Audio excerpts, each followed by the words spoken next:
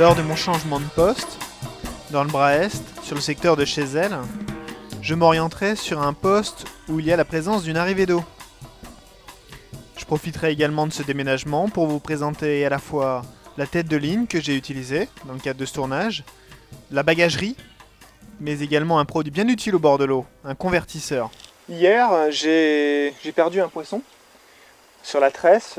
Effectivement, j'ai une tresse de 30 centièmes de diamètre et la tresse était logée dessous un caillou. Je me suis fait donc couper sous le coup d'un rush du poisson.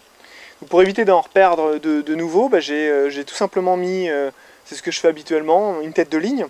Là en l'occurrence j'ai mis la tête de ligne Fox, donc c'est la Snag Leader Line, c'est son petit nom. Elle fait un peu plus de 20 kg de résistance et elle fait un diamètre de 60 centièmes. Ce qui permet, ça m'a facilité la vie, hein. J'ai pu sortir les poissons des rochers et des tas de bois sans trop de problèmes, non seulement parce qu'elle est résistante, mais aussi parce qu'elle a une très bonne glisse, et sur les rochers, elle ne coupe pas. Voilà, donc ça a été un petit peu la solution hier pour sortir ces deux poissons. Donc au niveau de l'équipement de pêche en lac, j'utilise essentiellement des produits robustes. Pour ce qui est de la bagagerie, des produits type sac à dos. J'ai plusieurs sacs à dos, que ce soit des sacs Warrior ou de l'évolution. C'est des sacs de petite contenance, ça permet de plus facilement les manipuler. J'en ai en réalité 3. Un est dédié plutôt à la partie nourriture, un autre à la partie matériel, photo, vidéo. Quand je dis matériel, c'est petit matériel pour réaliser les montages. Et puis un est dédié plutôt à tout ce qui est lampe et linge, habits de changement. Donc j'aime bien fonctionner avec des sacs à dos. J'ai trouvé là pas mal de bénéfices, notamment lorsqu'on est sur des berges escarpées comme ici. Les gros carrioles souvent sont moins facilement transportables.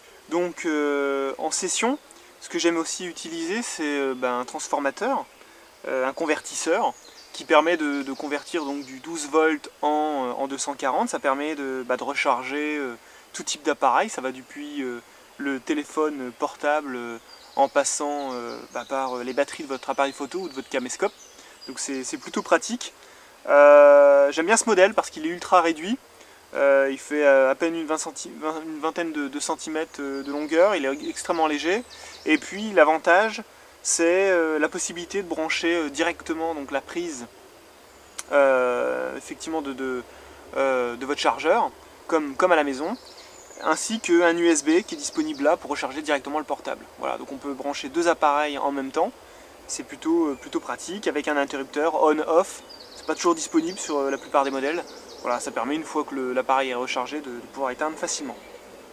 Donc je le préconise réellement à tous, en session c'est indispensable.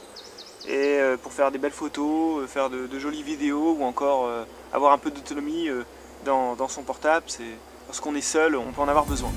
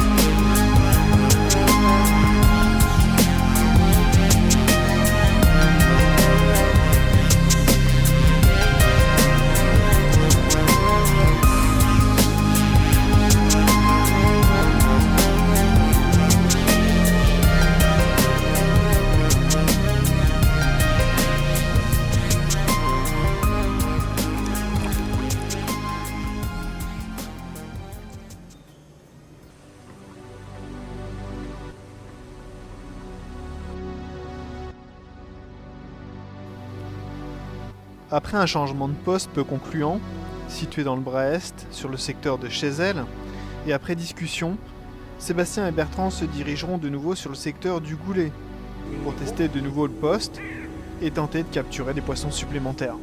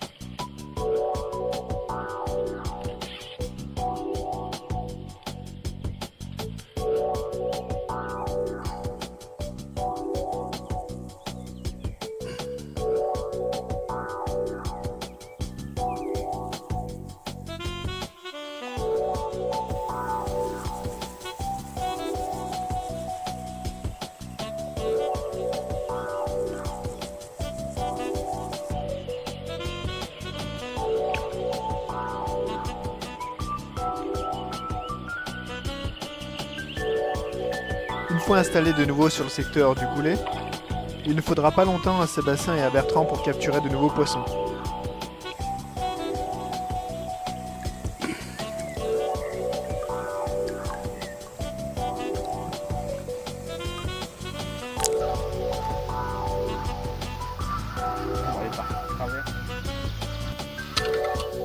Hop hop.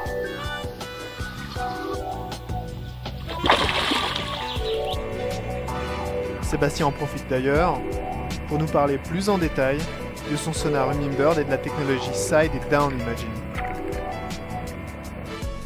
Donc je suis en train de prospecter en fait la bordure.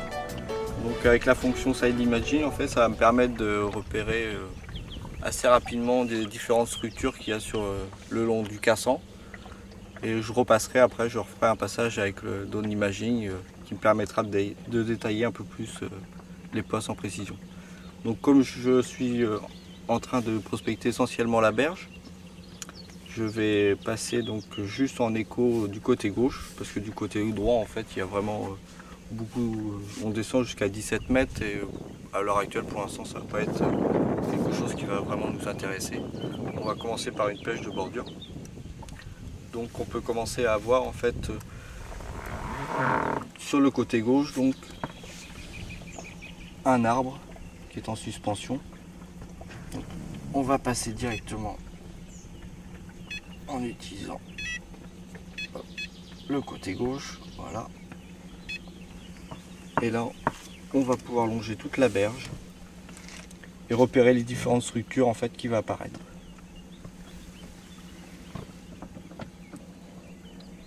Donc là nous avons un arbre immergé, un tronc, avec des blocs de roche de chaque côté, des éboulis de roche. Alors, toujours l'éboulis de roche qui continue. Donc là on va essayer de trouver une zone propre, soit d'un côté ou de l'autre de l'éboulis.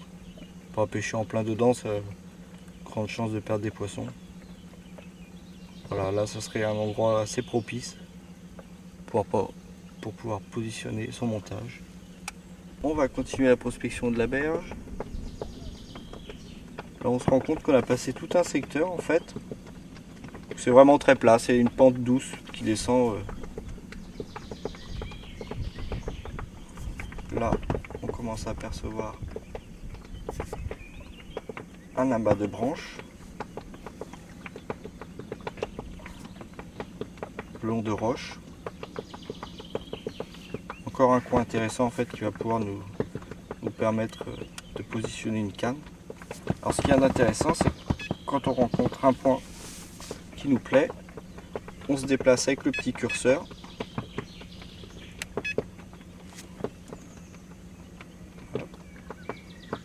l'image s'arrête.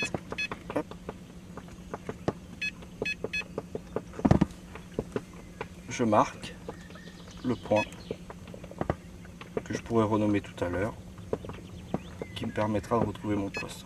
On va continuer le défilement de l'écran.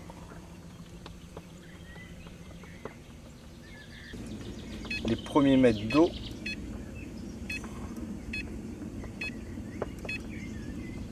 Voilà. On va mettre les... Comme ça, on va avoir un peu plus de détails sur l'information. Après, ce qu'il y a d'intéressant, on peut toujours pour améliorer en fait ce qu'on peut visionner, la sensibilité, voir si les informations qu'on arrive à récupérer sont plus intéressantes. Ce qu'il y a d'intéressant, c'est de pouvoir changer la couleur de l'écran, qui permet toujours d'affiner un peu plus ce qu'on peut voir. Donc le vert rouge, un gris, inversé, un vert, un petit marron, un ambré un peu plus clair et le bleu. Donc, et toi tu préfères utiliser quel type de... Là aujourd'hui par rapport aux conditions, tout ça, je me suis aperçu que l'ambré c'était quand même quelque chose qui me permettait d'arriver à trouver des détails un peu plus intéressants qu'une autre couleur. Sinon après selon, surtout la luminosité en fait on peut modifier, mais il y a des couleurs que j'utilise moins souvent. Notamment le vert je trouve, peut-être par manque d'habitude, mais souvent c'est le bleu ou l'ambré qui est vraiment assez intéressant à utiliser pour arriver à déterminer tout ce qui peut dépasser du fond. Des rochers, on peut s'apercevoir en fait que la fonction du side en fait c'est vraiment comme un projecteur qu'on envoie en fait. Et tout ce qui dépasse donc du fond est assez clair et ce qui est derrière l'obstacle en fait est beaucoup plus foncé. Donc là on peut s'apercevoir donc qu'on avait le bloc de roche qui tombe justement sur ce côté droit par rapport à mon doigt. Quand même pour mettre une canne, il faudra mieux trouver une zone un peu plus dégagée, pas très loin de cette zone pour pouvoir sortir les poissons et ne pas les abîmer. Sébastien, donc on a vu la technologie Side Imagine, on comprend que effectivement c'est une vue de chaque côté de l'embarcation.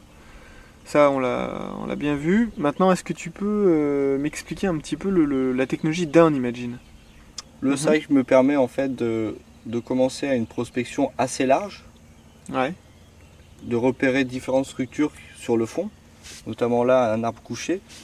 Et après, pour bien déterminer en fait les différents emplacements de l'obstacle, je vais passer en down. Alors, on va défiler les différents écrans.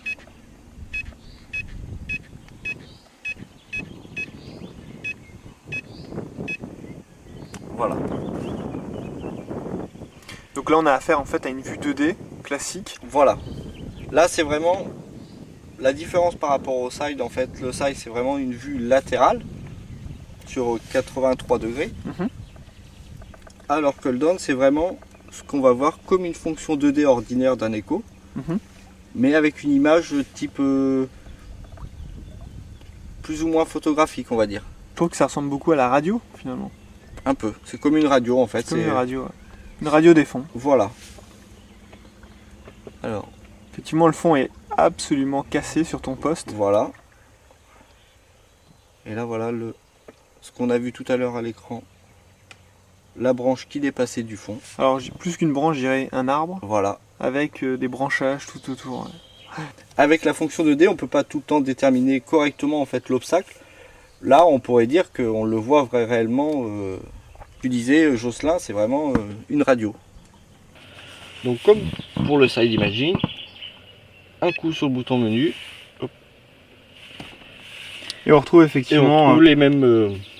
D'accord, vraiment la même numéro déroulant quoi. La sensibilité, l'échelle inférieure, mais bon, pour nous ça nous sert pas.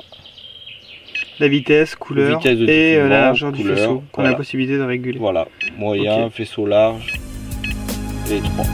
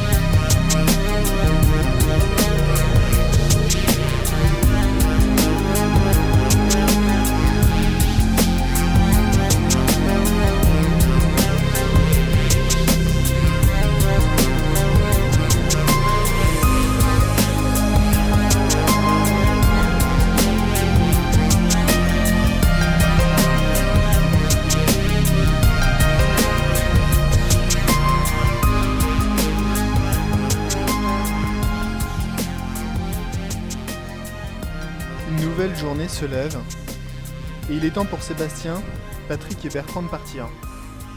Nous profiterons donc de leur départ pour nous installer pour notre dernière nuit sur le haut du secteur du Goulet avec Tony.